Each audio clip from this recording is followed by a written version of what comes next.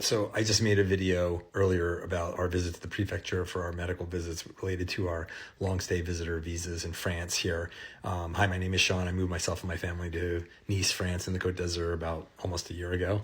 I missed a few things. I forgot to mention a few interesting things. So I thought that, and some of it's semi-important, or could be. So I wanted to make a supplemental video because I just remembered it's like, oh my gosh, there was like so much that happened. I couldn't fit it all into that last video.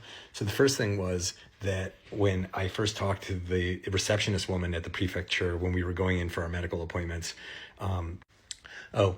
we were having a discussion about like social security number, and I was talking about our daughter and the fact that she didn't get the same visa as us, and so the whole l'assurance maladie who does the carte vitale is saying we need her social security number. But anyway, that whole runaround, and I said, well, she's like, as on this type of visa, you're a visitor, and so you can't get a social security number, you can't get health care. And I'm like, yes, you can. I'm like, I have a social security number in France. She's like, really? I'm just like, yeah, like this isn't a VLST, it's a VLSTS. So she was misinformed, and I was just like, what are you talking about? But she was in complete denial. Like, she was like, no, that's not possible. Like, you want me to show it to you?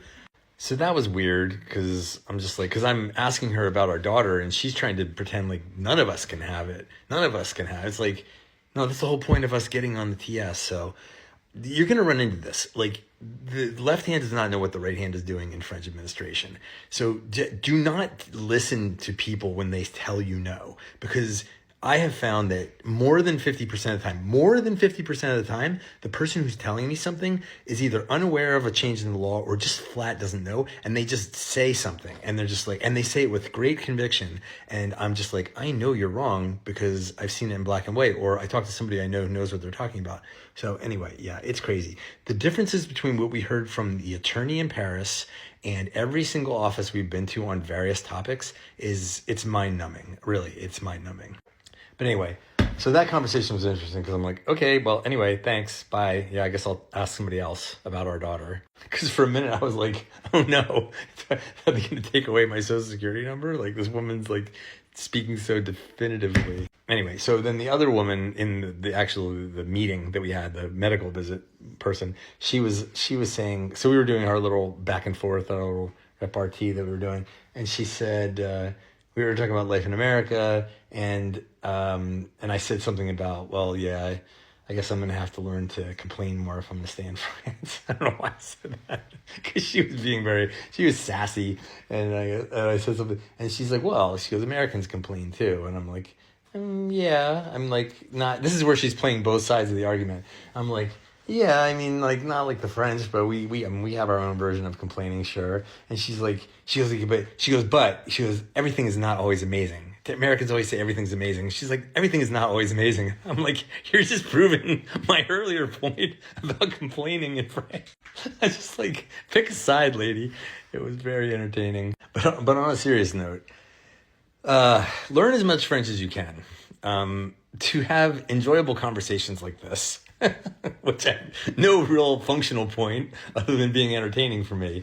But I think also it's like you're going to get treated differently, hopefully better. I don't know if it's better. Maybe I would have done better if I was like, I'm sorry, I don't speak any French. I might have gotten treated better. Now I'm not sure. But theoretically, I think you're going to want to understand as much as you can, just because I notice the way that people treat most places. I'm not saying the prefecture either way, but other places it's like when you speak French, they just treat you differently than like my wife who doesn't speak French. And that sucks for her.